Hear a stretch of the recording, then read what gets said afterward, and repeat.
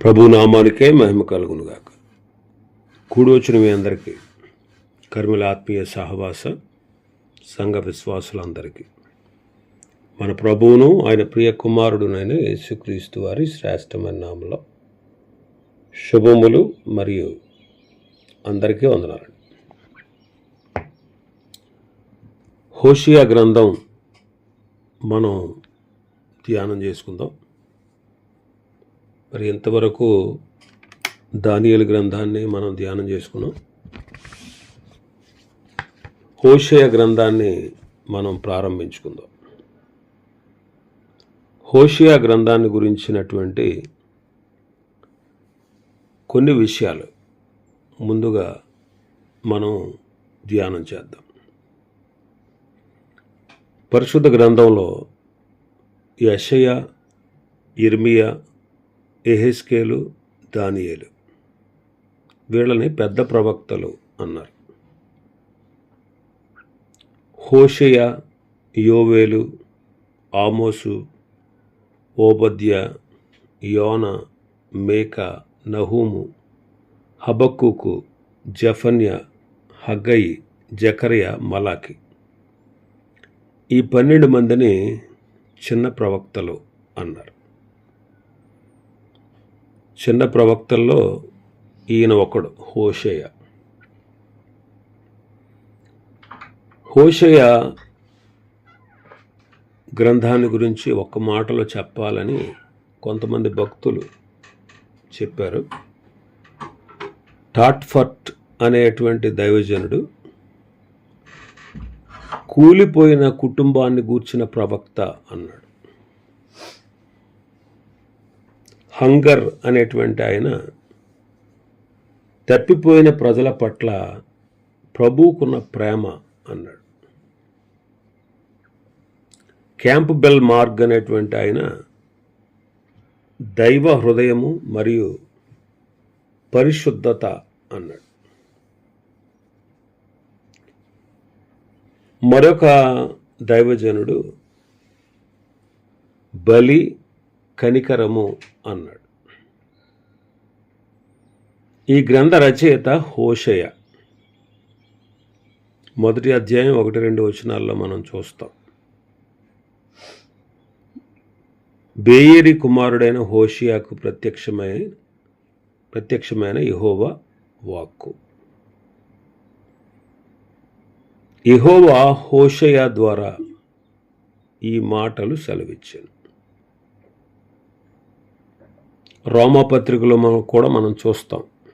రోమాపత్రిక 9వ అధ్యాయం 25-26 వచనాలు చూస్తే, ఆ ప్రకారము నా ప్రజలు కాని వారికి నా ప్రజలనియు, ప్రియురాలు కాని దానికి ప్రియురాలనియు పేరు పెట్టుదును. మరియు జరుగునదేమనగా, మీరు నా ప్రజలు కారని ఏ చోట వారితో చెప్పబడను, ఆ చోటనే జీవము గల దేవుని కుమారులని వారికి పేరు పెట్టబడును అని హోషేయలో ఆయన చెప్పుచున్నాడు.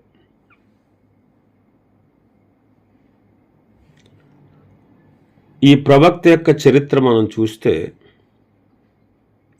రెహబాము కాలంలో దావీదు రాజ్యము విభాగించబడి 10 గోత్రములు కలిగి ఉన్న ఉత్తర రాజ్యము ఇశ్రాయేల్ రాజ్యమని, 2 గోత్రాలు కలిగి ఉన్న దక్షిణ రాజ్యము యోధా రాజ్యమని పిలువబడతా ఉంది.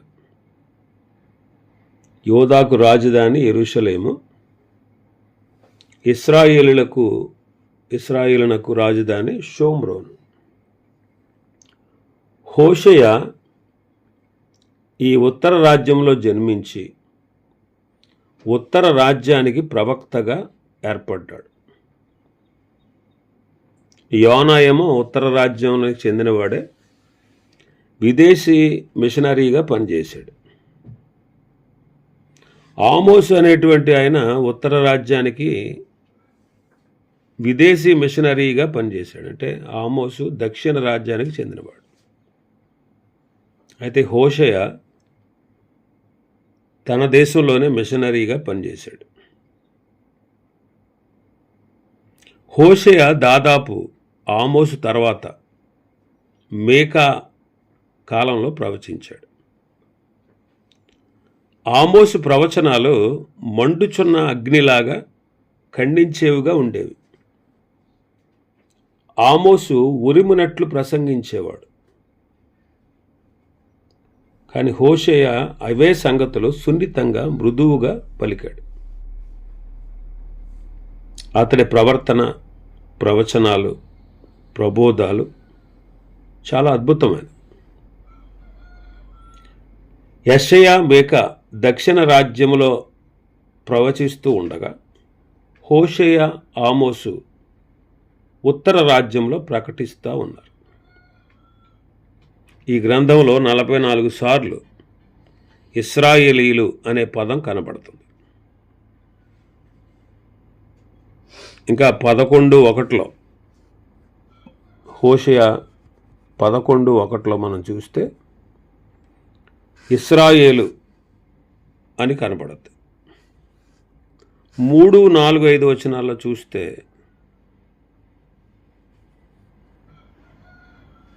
ఎఫ్రాయిము అని కనబడుతుంది.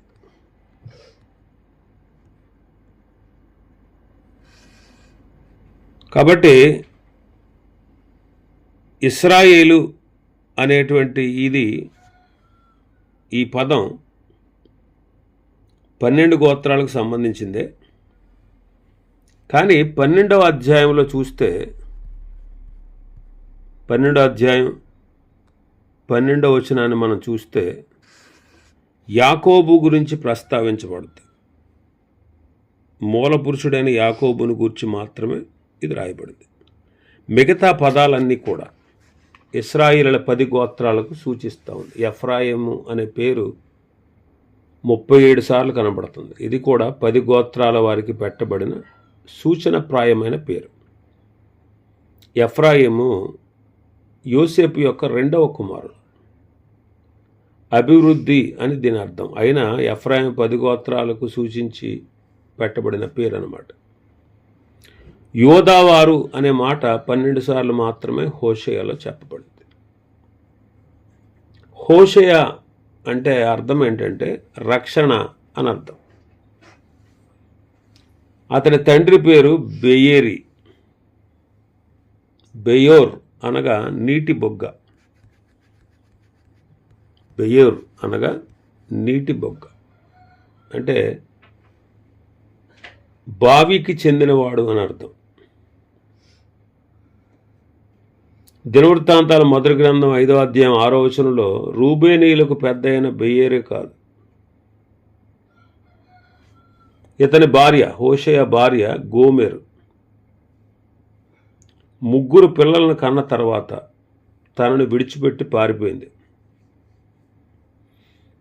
ఆమెను మరలా ప్రవక్త చేర్చుకున్నాడు. ఈ భార్యాభర్తల కథ దేవునికి మానవులకి మధ్య ఉన్న కథకు సాదృశ్యం అన్నమాట. వ్యభిచారిణి అయినటువంటి భార్యను హోషేయ ప్రేమించినట్లు దైవద్రోహులకు జనులను కూడా దేవుడు ప్రేమిస్తూ ఉన్నాడు. ఆనాడు ఈ హోషేయ ప్రవచించిన కాలంలో ఇశ్రాయేలీలు అన్య దేవతలను పూజించి ఆత్మీయంగా వ్యభిచారులయ్యారు. దేవుడు వారికి సూచనగా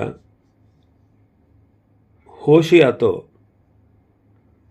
వ్యభిచారి అయిన గోమెరును నువ్వు పెండ్లి చేసుకో అని చెప్పాడు. హోషేయ తన భార్యను ప్రేమించి ఆమె చాలా అపనమ్మకంగా ఉన్నా సరే తాను మాత్రం నమ్మకమైన ప్రేమతో ఆమె పట్ల వ్యవహరించాడు. అలాగే ఆనాటి దేవుని ప్రజల ఎడల దేవుడు వ్యవహరించాడు. ఆనాటి దేశ పరిస్థితి మనం చూస్తే 4వ అధ్యాయం 1-2 వచనాల్లో ఇశ్రాయేలు వారలారా యెహోవా మాట ఆలకించుడి. సత్యమును కనికరమును దేవుని గురించిన జ్ఞానమును దేశమందు లేకపోవట చూచి యెహోవా దేశ నివాసులతో వ్యాజ్యమాడుచున్నాడు. అబద్ధ సాక్ష్యము పలుకుటయు, అబద్ధమాడుటయు, హత్య చేయుటయు, దొంగిలించుటయు, వ్యభిచరించుటయు వాడుక అయ్యను. జనులు కన్నమ్మ వేసెదరు, మానక నరహత్య చేసెదరు. ఆనాటి దేశ పరిస్థితి అన్నమాట. సత్యము లేదు, కనికరము లేదు, దేవుని గురించిన జ్ఞానము లేదు. ఎవరు సరి అయిన విధంగా జీవించట్లేదు. సత్యము లేదు. అయితే దేవుడు ఎఫ్రాయిమీలకు సింహం వంటి వాడుగా, యోధా వారికి కొదమ సింహం వంటి వాడుగా నేను ఉంటానని ప్రభు సెలవిచ్చాడు. 5:14 మనం చూస్తాం అన్నమాట. ఎలయనగా ఎఫ్రాయిములకు సింహం వంటి వాడుగాను, యోధా వారికి కొదమ సింహం వంటి వాడను గాను నేనుందును. నేనే పట్టుకుని చీల్చెదను, వారిని కొనిపోదును, విడిపించువాడెవడు లేకపోవును అంటాడు. ప్రవక్త యొక్క ఆశ ఏంటంటే 6వ అధ్యాయం 3వ వచనం, ప్రవక్త యొక్క హృదయాభిలాష 6:3లో ఉంది. యెహోవాను గూర్చిన జ్ఞానము సంపాదించుకుందాము రండి. యెహోవాను గూర్చిన జ్ఞానము సంపాదించుకున్నటకు ఆయనను అనుసరించుదాము రండి. ఉదయము తప్పక వచ్చు రీతిని ఆయన ఉదయించును, వర్షము వలె ఆయన మన యొద్దకు వచ్చును. భూమిని తడుపునట్టి తొలకరి వర్షము కడవరి వర్షం వలె ఆయన మన యొద్దకు వచ్చును అంటున్నాడు. ఈ హోషేయ పరిశుద్ధ గ్రంథంలో 12 మంది చిన్న ప్రవక్తల్లో మొదటివాడు. ఇతడు 55 సంవత్సరాలు దేవుని ప్రవక్తగా ఉన్నాడు. ప్రపంచంలో ఉన్నటువంటి ప్రేమికులలో హోషేయ నెంబర్ 1 అని చెప్పచ్చు. ప్రపంచంలో ప్రేమికులు ఉన్నారు కదా, ఆ ప్రేమికుల్లో హోషేయ అది నెంబర్ 1 స్థానం. భార్య యొక్క నీచమైన ప్రవర్తన పూర్తిగా ఎరిగి ఉన్నా సరే హోషేయ హృదయపూర్వకంగా ఆమెను ప్రేమించి ఆమెతో కాపురం చేశాడు. అతడు పరిచర్య చేసిన కాలము 2వ రాజుల కాలం. 15వ అధ్యాయం నుంచి మనం చూడవచ్చు. 15వ అధ్యాయం నుంచి 17 అధ్యాయాల్లో చరిత్ర భాగం అన్నమాట. యోగ్యత లేనప్పటికీ అనుగ్రహము చూపుటే కృప అన్నారు భక్తులు. మనకు ఏ యోగ్యత లేదు, యోగ్యత లేని మనల్ని యోగ్యులుగా చేసింది దేవుని కృప. ఈ మాట ఈ గ్రంథంలో చక్కగా ప్రస్తావించబడింది. ఈ గ్రంథంలో మూల పదం ఏంటంటే వెనుదిరుగుట. వెనుదిరుగుట మూల పదం. దేవుని విడిచి లోకం వైపు పోవువారు వెనుతిరిగి దేవుని ప్రేమను పొందుకోవడం. దేవుని యొక్క ఆశ ఏంటంటే, ఈ హోషేయలో దేవుని యొక్క ఆశ ఏంటంటే పశ్చాత్తాపం. వెనుకకు జారిన వారు తిరిగి ప్రభు వైపు తిరగాలి, పశ్చాత్తాపడాలి అనే ముఖ్యమైన అంశం ఈ గ్రంథంలో గ్రంథస్థం చేయబడింది. క్రొత్త నిబంధనలో యోహాను వలె, శిష్యుడైన యోహాను వలె హోషేయ పాత నిబంధనలో ప్రేమ అపోస్తలుడు. ఇతడు ఇర్మియా వంటి హృదయ భారాన్ని కలిగినవాడు. హోషేయ రాతలను బట్టి అతడు వ్యవసాయ రంగంలో మంచి అనుభవం కలిగిన వాడని చెప్పొచ్చు. హోషేయ యొక్క భాషను బట్టి, అలంకారాన్ని బట్టి అతడు ఉన్నత విద్యను అభ్యసించిన వాడని కూడా మనం చెప్పొచ్చు. ఆమోసుకు హోషేయకు గల భేదం ఏంటంటే, ఆమోసు దక్షిణ రాజ్యానికి చెందినవాడు, హోషేయ ఉత్తర రాజ్యానికి చెందినవాడు. ఆమోసు ఉత్తర రాజ్యంలో ప్రవచించుటకు పంపబడ్డాడు. హోషేయ తన స్వదేశమైన ఇశ్రాయేలీలో ప్రవచించాడు. ఆమోసు సేవ కొద్ది కాలం, హోషేయ సేవ దీర్ఘకాలం ఉంది. దేవుడు న్యాయముగా శిక్షించే న్యాయాధిపతి అయి ఉన్నాడు అని ఆమోసు బోధిస్తే, హోషేయ దేవుడు ప్రేమ అయి ఉన్నాడని, ఆయన ప్రేమను తిరస్కరించిన వారిని కఠినముగా శిక్షిస్తాడు అని బోధించాడు. మరి హోషేయ ఎప్పుడు ప్రవచించాడంటే, ఉజ్జియా, యోతాము, ఆహాజు, హిజ్కియా యోధా రాజుల దినాల్లో, ఉజ్జియా, యోతాము, ఆహాజు, హిజ్కియా అనే యోధా రాజుల దినాల్లో అతడు ప్రవచించాడు. అంటే ఉజ్జియా పరిపాలన ఆఖరి కాలం నుండి హిజ్కియా రాజు యొక్క ప్రారంభంలో వరకు ప్రవచించాడు. 55 సంవత్సరాలు ప్రవచించాడు. ఈ హోషేయ కాలంలో ఇశ్రాయేలు రాజులు ఎవరంటే, యెరోబాము, అతని కాలంలో 41 సంవత్సరాలు, జకర్యా, అతని కాలంలో 6 నెలలు, షల్లూము, అతని కాలంలో 1 నెల, మెనహేము, అతని కాలంలో 10 సంవత్సరాలు, పెకహ్యా, అతని కాలంలో 2 సంవత్సరాలు, పెకహు, అతని కాలంలో 20 సంవత్సరాలు, హోషేయ, అతని కాలంలో 9 సంవత్సరాలు. ఈ రీతిగా వీళ్ల కాలంలో, ఈ 7 రాజుల కాలంలో, 7 ఇశ్రాయేలీల రాజుల కాలంలో ఆయన ప్రవచించాడు. అంటే యెరోబాము కాలం చివరి నుంచి హోషేయ కాల ఆరంభం వరకు అతడు ప్రవచించాడు. అప్పటి కాల పరిస్థితులు ఎలా ఉన్నాయంటే, ఇశ్రాయేలీలు యెహోవాను విసర్జించి అన్య దేవతలను పూజిస్తున్నారు. పురుష దేవత అయిన బయలు, స్త్రీ దేవత అయిన అస్తారోతు వారిని పూజిస్తూ ఉన్నారు. అందుకే రాజుల గ్రంథంలో మనం చదువుతాం, జనులు నన్ను విడిచిపెట్టి అస్తారోతు అను సీదోనీయుల దేవతకు, కెమోషు అను మోయాబీయుల దేవతకు, మిల్కోము అను అమ్మోనీయుల దేవతకు మొక్కుతూ ఉన్నారు. రాజుల మొదటి గ్రంథం 11వ అధ్యాయంలో ఆ మాటలు చదువుతాం. రాజుల మొదటి గ్రంథం 12వ అధ్యాయంలోకి వస్తే, 2 బంగారు దూడలను చేయించి పూజించినందువల్ల పాపమునకు కారణమై వారు యెహోవాను విసర్జించారు. వారు యెహోవా దృష్టికి పాపము జరిగించడానికి మూల కారకుడు ఎవరంటే యెరోబాము. ఆ తర్వాత ఒమ్రి, అతనికంటే కూడా దుష్టుడు ఆహాబు. ఆహాబు యెహోవా దృష్టికి చెడుతనం జరిగించి తన పూర్వీకులందరికంటే మిక్కిలి దుర్మార్గంగా ప్రవర్తించాడు. అందరికంటే ఎక్కువగా పాపం చేసినవాడు ఆహాబు. మరి ఈ గ్రంథం యొక్క ఉద్దేశం ఏంటి? మరి పైన చెప్పబడినటువంటి పాపాన్ని బట్టి, అప్పటి కాల పరిస్థితులను బట్టి ప్రవక్త ఇశ్రాయేలీలను ఖండించుట, వారిపై త్వరలో రానయ్యున్న దేవుని శిక్షను గూర్చి ప్రకటించుట ఈ ప్రవచనాల యొక్క ముఖ్య ఉద్దేశం.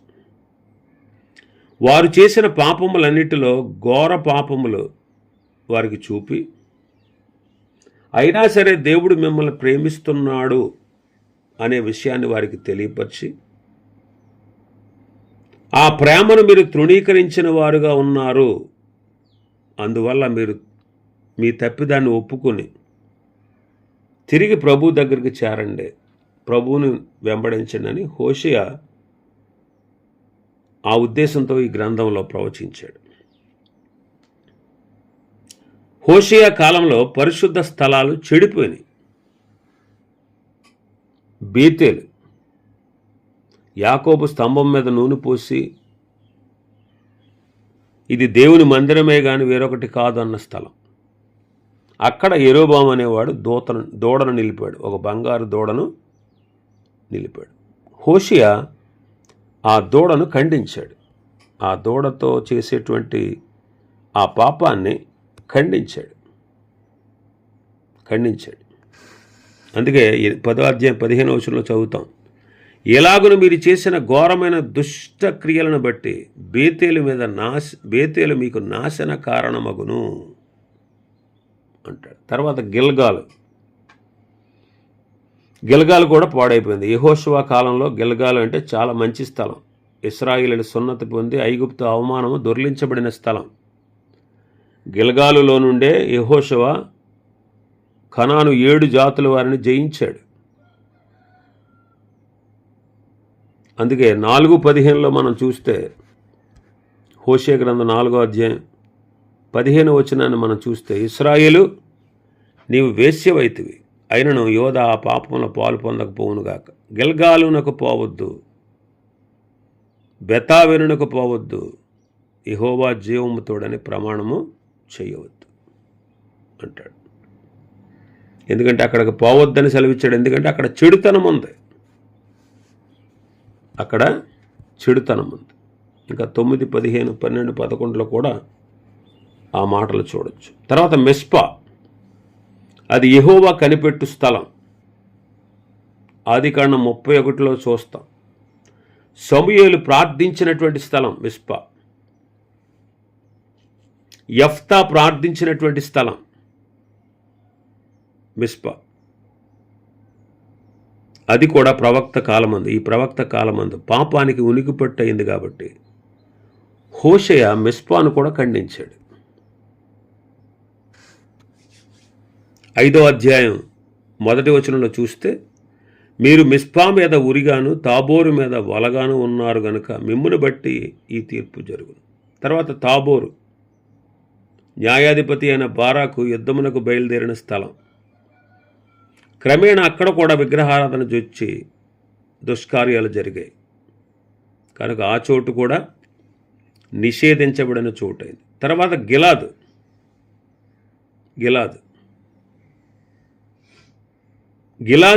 పట్టణం, ఇది చెడిపోయింది. ఆ తర్వాత షోమ్రోను, అది కూడా దుర్వాసన కొట్టినట్టుగా అయిపోయింది.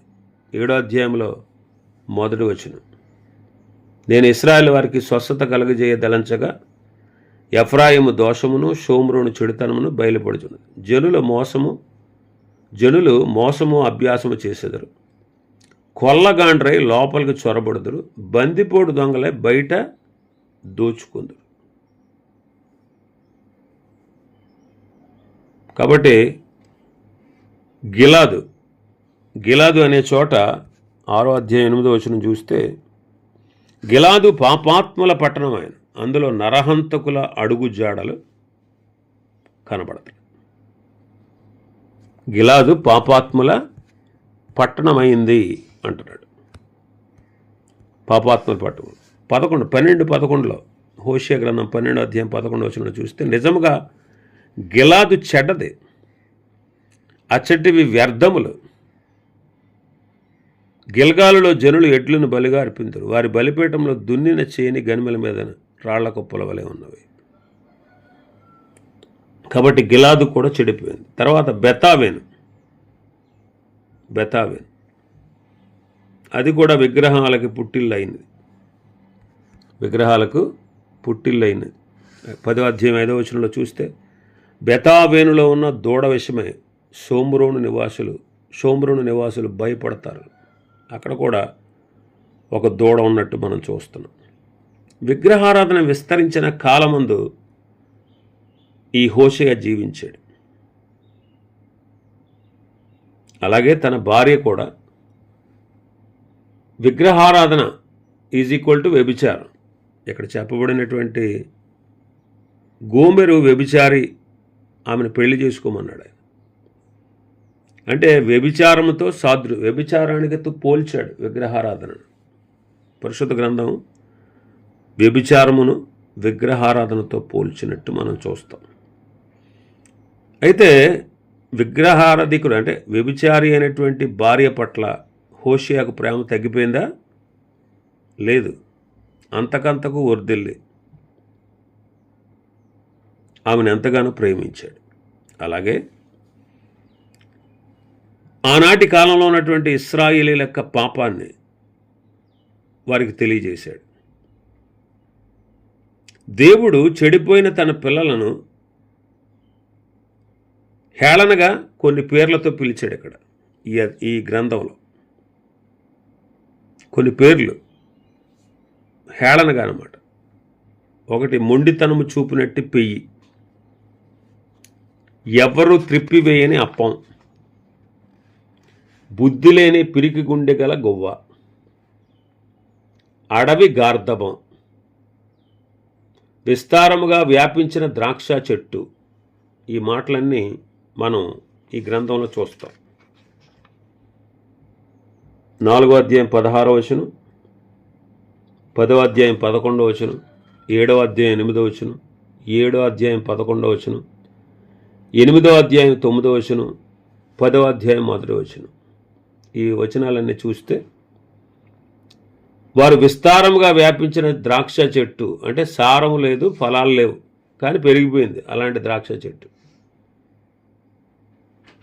ఇంతగా చెడిపోయినటువంటి ప్రజల పట్ల దేవుడు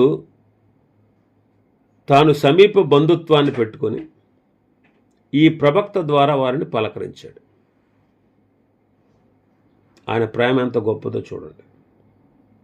ఇంకా ఈ గ్రంథంలో ప్రభువైన యేసుక్రీస్తు వారిని గూర్చి కొన్ని సంగతులు, ఆయన ప్రస్తావించిన సంగతులు కూడా ఉన్నాయి. 3వ అధ్యాయం 5వ వచనంలో మనం చూస్తే, 3వ అధ్యాయం 5వ వచనం, తర్వాత ఇశ్రాయేలును తిరిగి వచ్చి తమ దేవుడైన యెహోవా యొద్దను తమ రాజైన దావీదు యొద్దను విచారణ చేయుదురు. మరి దావీదు, రాజైన దావీదులో ప్రభువైన యేసుక్రీస్తు వారు కనబడుతున్నాడు. ఇంకా 6వ అధ్యాయం 2వ వచనంలో, 2 దినములైన తర్వాత ఆయన మనల్ని బ్రతికించును, మనము ఆయన సముఖమందు బ్రతుకున్నట్లు 3వ దినమున ఆయన మనలను స్థిరపరచును. 3వ దినము స్థిరపరుస్తాడు, బ్రతికిస్తాడు. దీనిలో ప్రభువైన యేసుక్రీస్తు వారి యొక్క పునరుత్థానం కనబడతా ఉంది. 11:1 చూస్తే, ఇశ్రాయేలు బాలుడై ఉండగా నేను అతని యెడల ప్రేమ కలిగి నా కుమారుని ఐగుప్తు దేశం నుండి పిలిచితిని.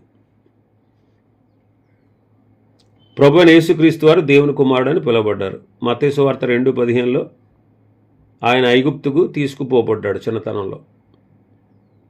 ఐగుప్తుకు వెళ్ళినప్పటికీ క్రీస్తు దేవుని కుమారుడై ఉన్నాడు. ఆయన ఎల్లప్పుడూ దేవుని యొక్క కుమారుడే.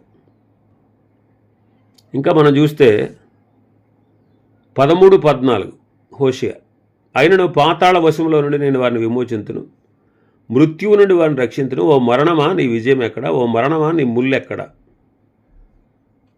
ఈ మాట కొరింథీయులకు రాసిన మొదటి పత్రిక 15వ అధ్యాయంలో పౌలు గారు ఈ విషయాన్ని ఆధారం చేసుకుని మాట్లాడుతున్నారు. 14:2లో మాటలు సిద్ధపరచుకోండి, యెహోవా యొద్దకు తిరగండి, మీరు ఆయనతో చెప్పవలసింది ఏంటంటే, మా పాపాలు పరిహరించు, ఎడ్లకు బదులుగా నీకు మా పెదవులు అర్పించుచున్నాము, నీవు అంగీకరింపదగినవి ఇవే మాకున్నామన్నాడు.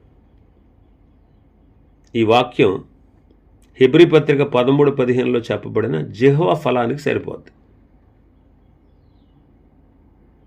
10వ అధ్యాయం 8వ వచనంలో చెప్పబడిన మాట మనం చూస్తే, ఇశ్రాయేలు వారి పాప స్వరూపమైన ఆవెనులోని ఉన్నత స్థలములో లయమగును, ముండ్ల చెట్టు కంప వారి బలిపేట మీద పెరుగును, పర్వతమును చూచి మమ్మును మరుగు చేయుడనియు, కొండలను చూచి మా మీద పడుడనియు వారు చెప్పుదురు. ఇదే వాక్యాన్ని లోకాసు వార్త 23:30లో ప్రభు చెప్పారు. అలాగే ప్రకటన గ్రంథం 6వ అధ్యాయం 15-17లో కూడా శిష్యుడైన యోహాను చెప్పారు. అలాగే 6వ అధ్యాయం 6వ వచనంలో మనం చూస్తే, నేను బలిని కోరను గాని కనికరమునే కోరుచున్నాను, దహన బలుల కంటే దేవుని గురించిన జ్ఞానము నాకు ఇష్టమైనది అనే వాక్యాన్ని ప్రభువైన యేసుక్రీస్తు వారు 2 సార్లు మత్తయి సువార్త 9:13లోను, మత్తయి సువార్త 12:7లోను చెప్పారు. ఇంకా మనం చూస్తే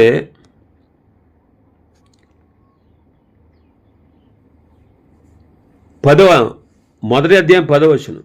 ఇశ్రాయేలు జనసంఖ్య అపరిమితమై లెక్కలేని సముద్రపు ఇసుకంత విస్తారమగును.